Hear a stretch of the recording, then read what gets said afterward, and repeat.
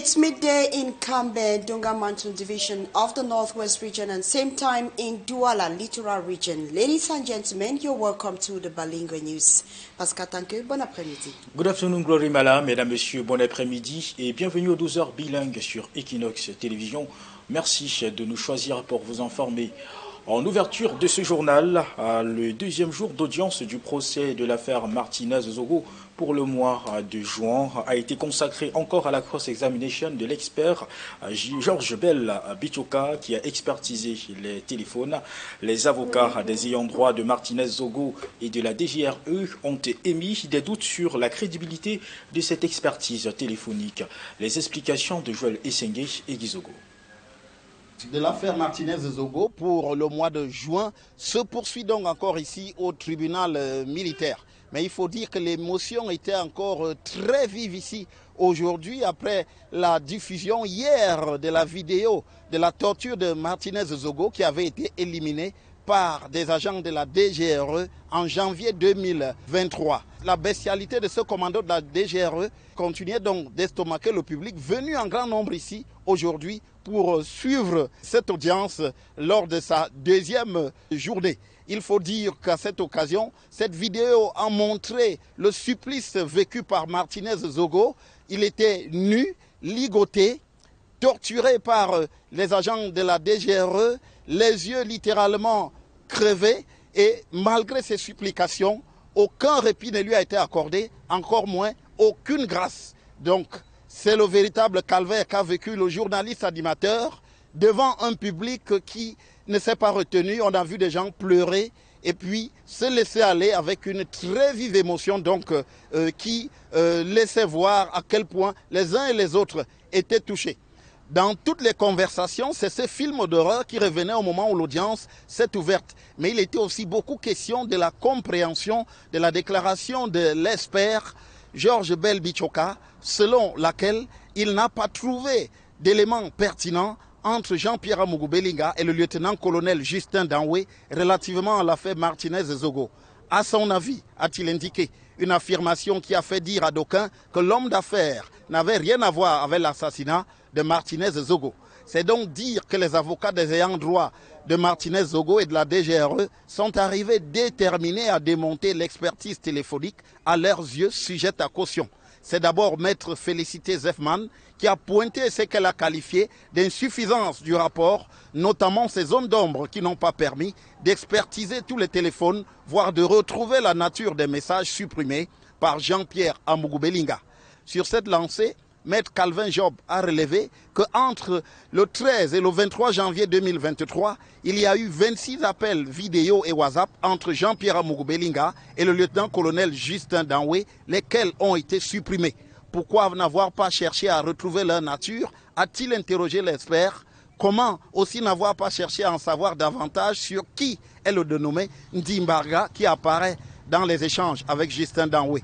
Ma mission était technique, ce n'était pas d'aller chercher les gens, a répondu l'expert. Maître Joseph Kemoué est aussi revenu sur ces messages supprimés du téléphone de Jean-Pierre Belinga en demandant à l'expert s'il n'aurait pas pu, comme dans le cas de Godway, l'un des accusés, chercher à accéder à ces messages supprimés en utilisant toutes les facilités technologiques disponibles à cet effet. Jugeant alors le rapport de l'expertise téléphonique truffé d'insuffisance, Maître Joseph Kemoué a sollicité une expertise complémentaire des téléphones des inculpés dans l'affaire Martinez Zogo. Quant à Maître Achou, il s'est apaisanti sur le cas Mopa Fatoueng, l'ex-directeur général des impôts, dont les échanges téléphoniques ont été ressortis par l'expert Georges Bichoka. Votre mission était circonscrite de décembre 2022 à février 2023. Mais vous êtes remonté jusqu'à 2022 pour aller nous faire ressortir le nom de Mopa Fatoueng. Pourquoi seulement lui a-t-il lancé à brûle-pourpoint? Je l'ai fait pour éclairer la situation, s'est défendu l'expert. Tranchant dans le vif, Maître Achoua à son tour sollicité une expertise complémentaire. Puis est arrivé Maître Claude Assira, l'avocat de la DGRE, qui n'est allé par 4 chemins, affirmant sans embâche à l'expert « J'ai trouvé votre rapport lacunaire à certains moments ». Entre autres, lui a insisté sur le fait que l'expertise téléphonique se soit intéressée particulièrement à Léopold Maxime Eko et au lieutenant-colonel Justin Danoué. S'agissant des messages WhatsApp supprimés, n'aurait-on pas pu les retrouver? A-t-il interrogé? Quand on supprime les messages WhatsApp, ils ne restent pas dans le cloud. C'est défendu, l'espère. Et comment se fait-il, a renchéri Maître Claude Assira, que vous ayez déposé votre rapport sans avoir accès à tous les téléphones, et même que d'autres, à l'instar de l'iPhone de Jean-Pierre Amourou Belinga, ont été formatés? Pourquoi ne les avoir pas demandés?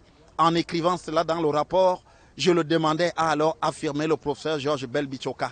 Savez-vous quand ces téléphones ont été formatés?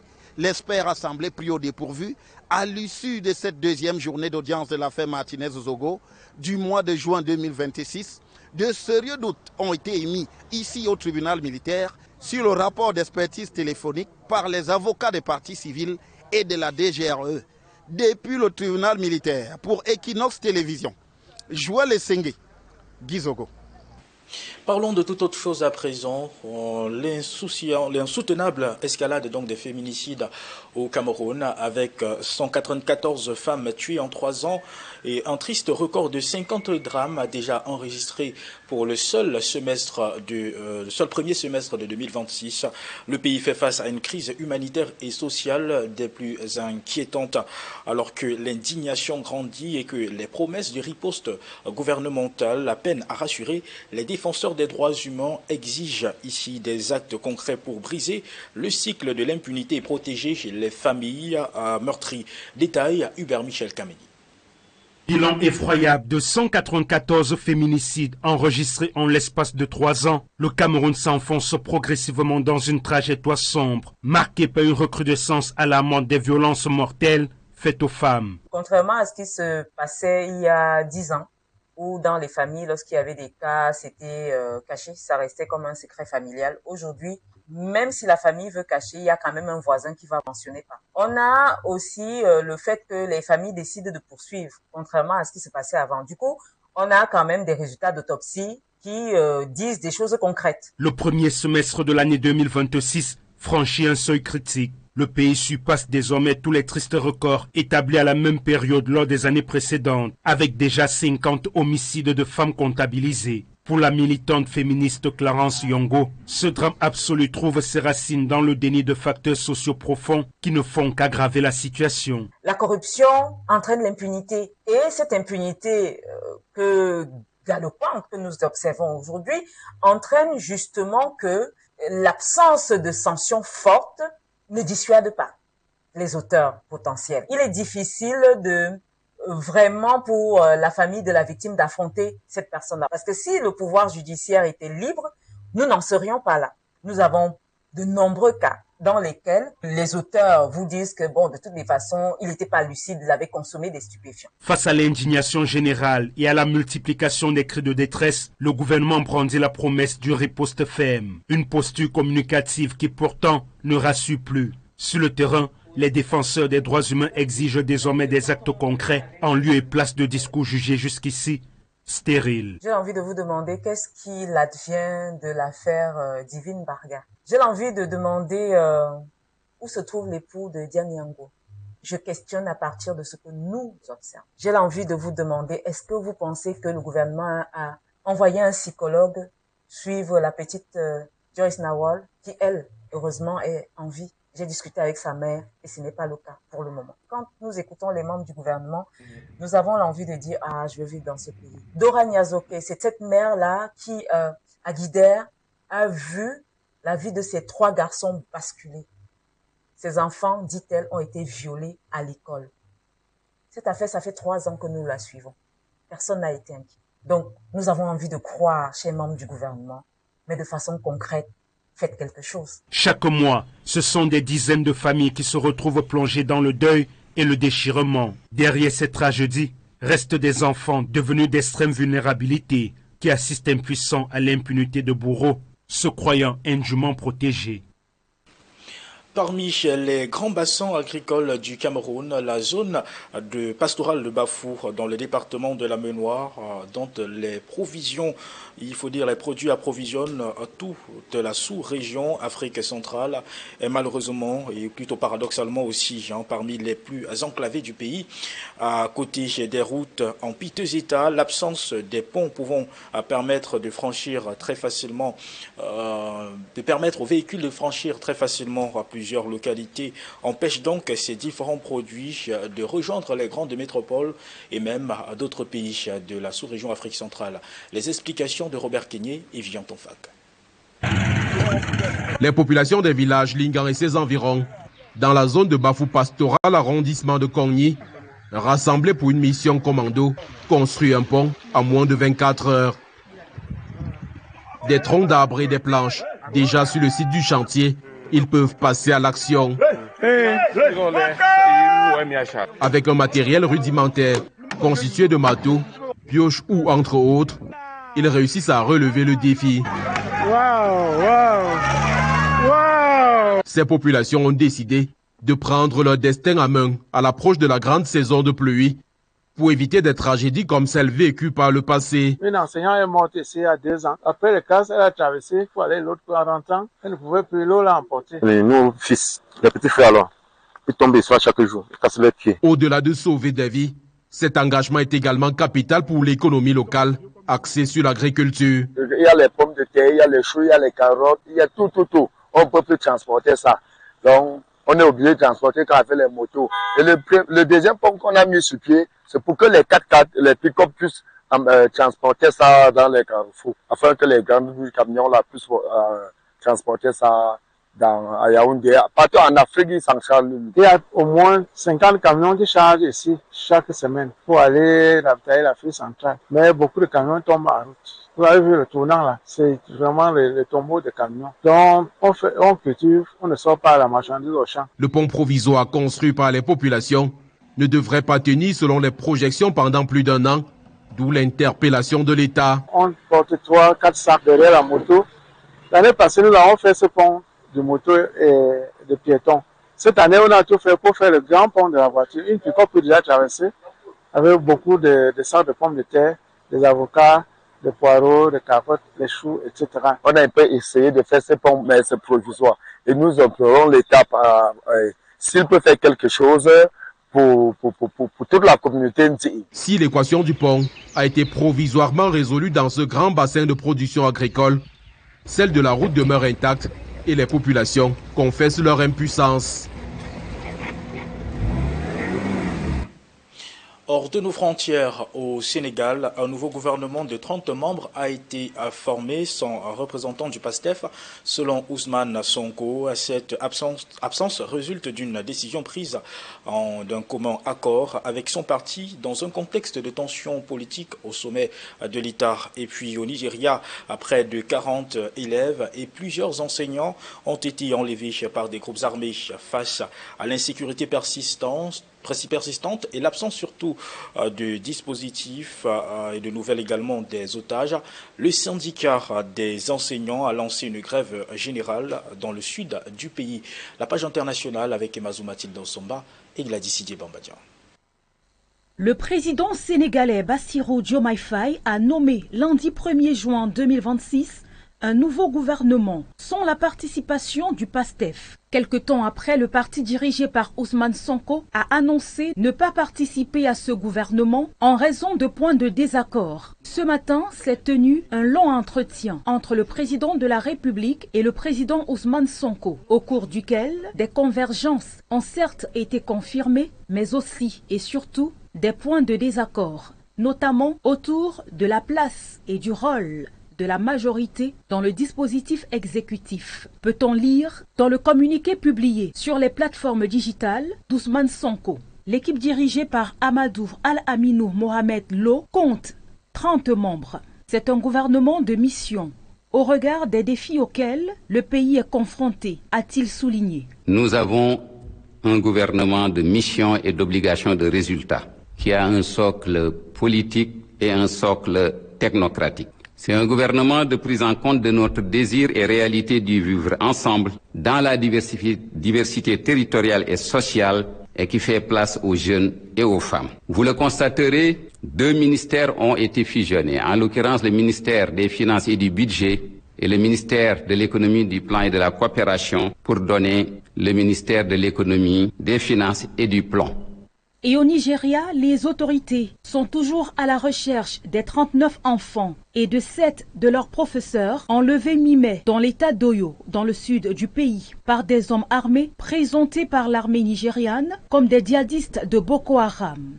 Une grève générale a été lancée lundi 1er juin dans les établissements primaires et secondaires de cet État à l'appel du syndicat des enseignants du Nigeria, pour ainsi protester contre l'insécurité et demander le sauvetage de ces personnes.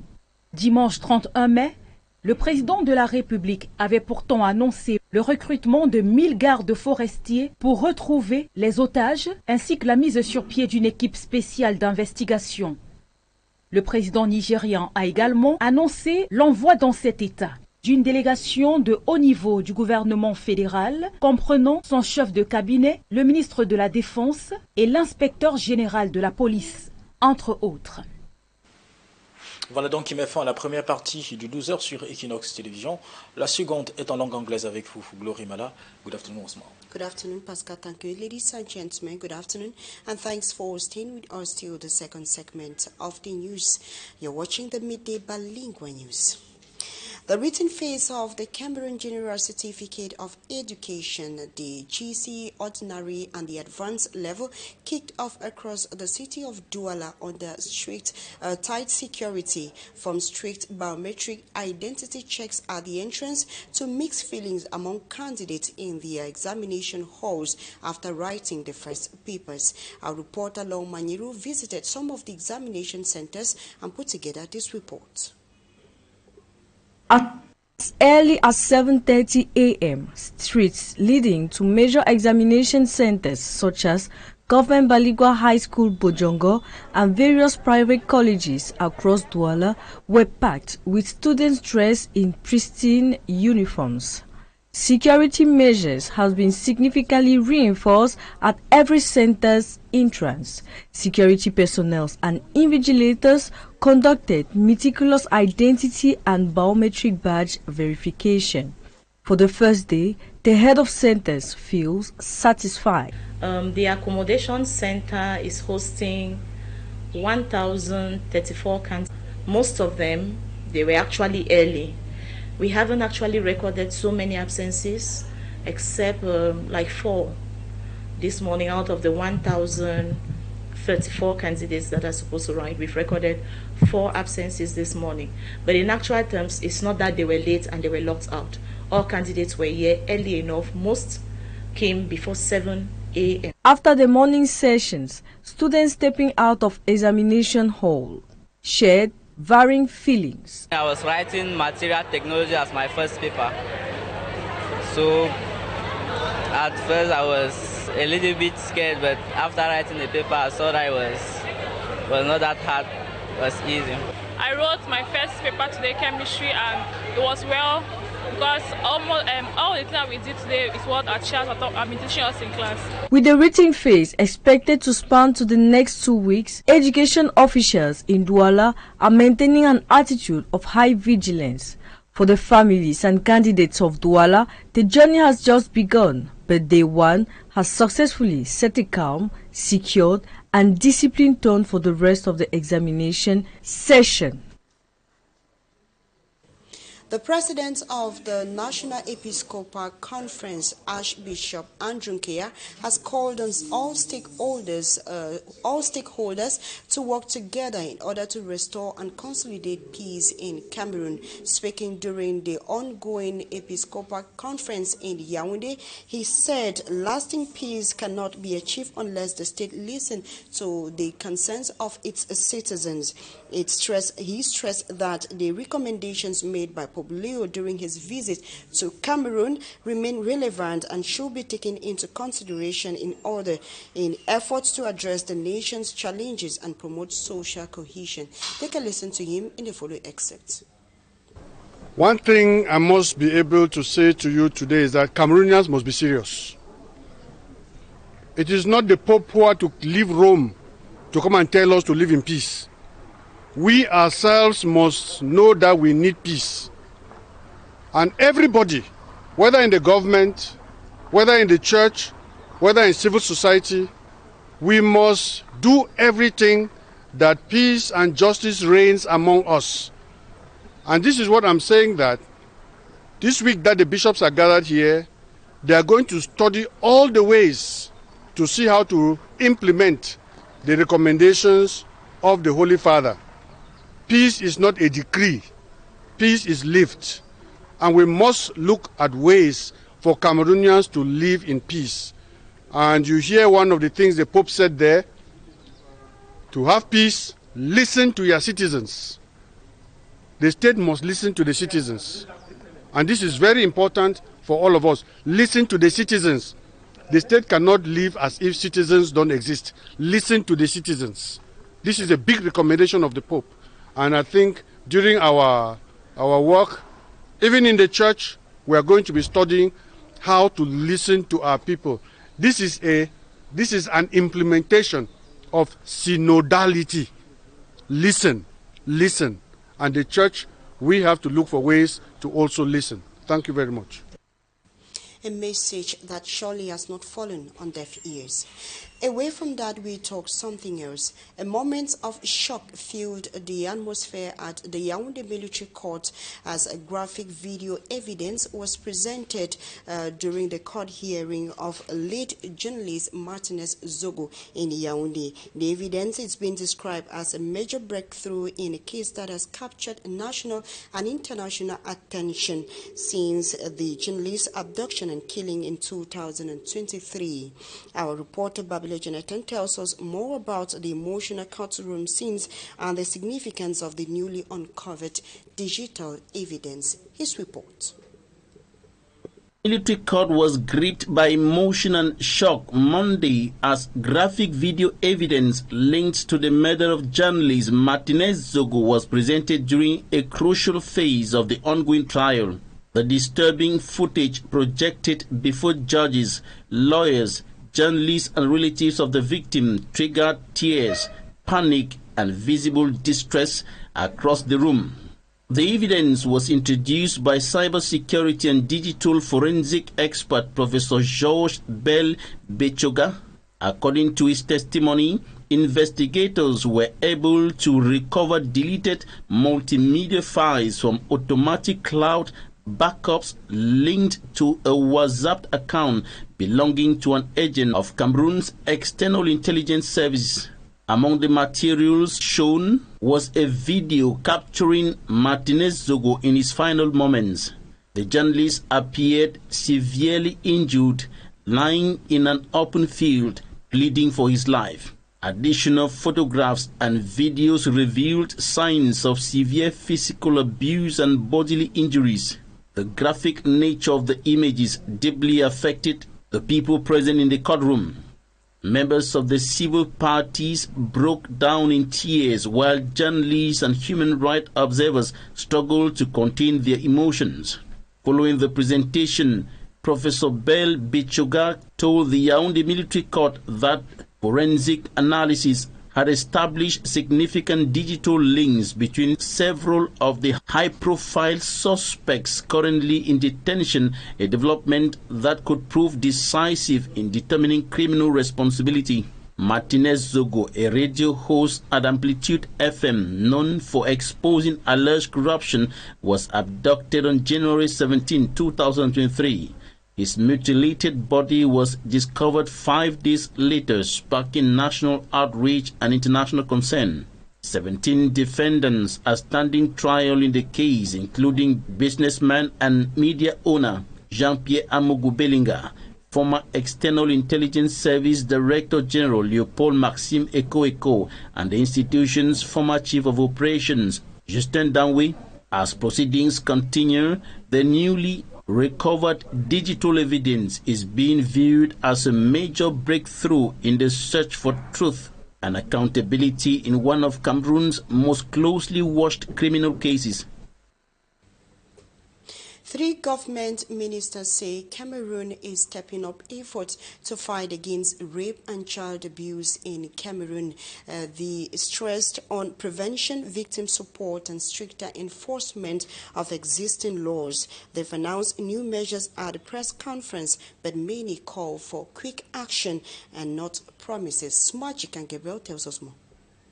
Amid renewed public outcry for justice in rape cases, including that of Joyce Nawal, 3 government ministers held a joint press briefing in Yaoundé. They were the Ministers of Communication and Government Spokesperson Emmanuel René Sadi, the Minister of Women's Empowerment and the Family, Professor Teresa Bena, and the Minister of Basic Education, represented by the Secretary of State, Professor Ashiri Kilo. The government spokesperson said all living rape victims are receiving support through the Ministry of Women's Empowerment. He stressed that children's rights remain a government priority and called on all stakeholders to join the fight against abuse. Be it the government or other institutions of the Republic, associations, religious denominations, traditional authorities, civil society organizations, or every individual member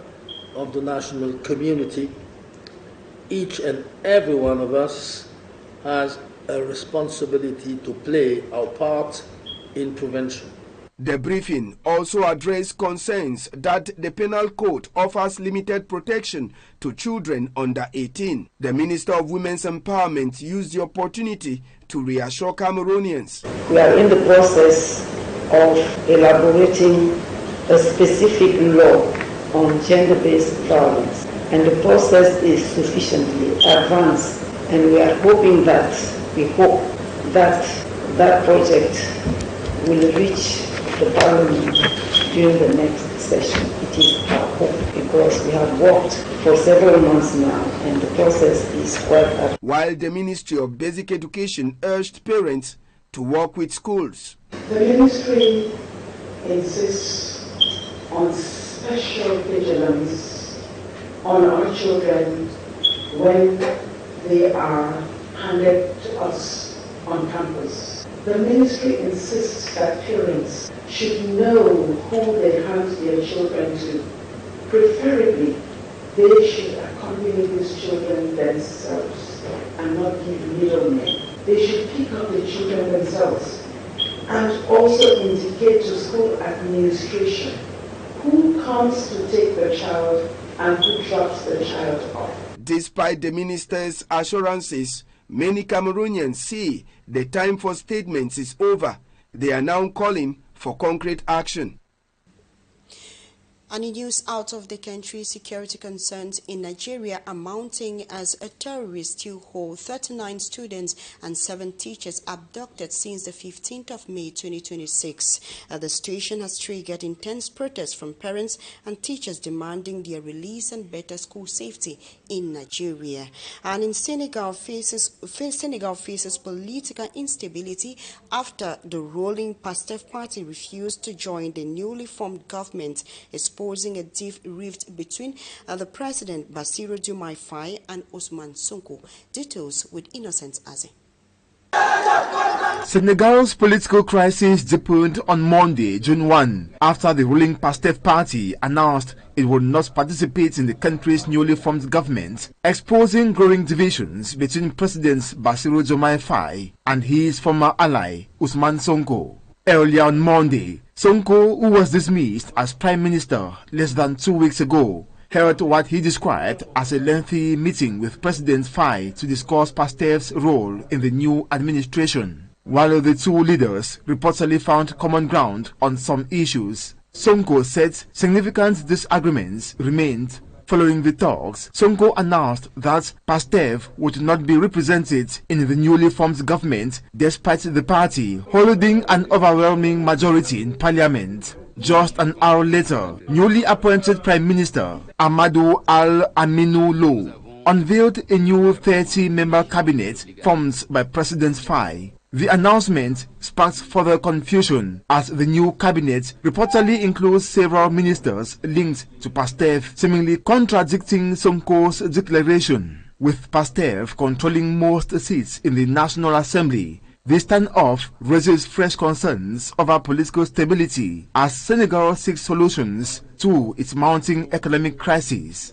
Elsewhere in Nigeria, the girls abducted from Ahoro Isinle community in Oyo State remain in captivity, deepening concerns over the growing wave of attacks targeting schools in Nigeria. via continued detention has sparked outrage among teachers, parents, the civil society, and education advocates who fear for the safety of both learners and educators across the country. In response, dozens of protesters from Ogun and Lagos states took to the streets carrying placards with messages such as "Education must not die in darkness," "Release our teachers and learners unconditionally," and "Nigeria, our blackboards are turning into graveyards." Demonstrators condemned the increasing insecurity around schools, warning that classrooms are no longer safe spaces for learning. Protesters said repeated kidnappings and attacks have left teachers working in fear, especially in rural communities where security is limited. They called on the Nigerian government and the security agencies to urgently rescue the abducted victims and strengthen protection around schools, warning that failure to act could further undermine the country's education system. Nigeria should be safe for all Nigerians. Yeah. And that report by Innocent as I bring to a close the midday bilingual news. Ladies and gentlemen, thanks for watching. We leave you in the company of more interesting programs. Do have a good day. Pascal, thank you. Très bonne journée à vous, Glory Mala. Mesdames, Messieurs, merci d'avoir regardé le 12h bilingue sur Équinoxe Télévision. Merci de rester fidèles à la chaîne du peuple. Très bonne journée à tous.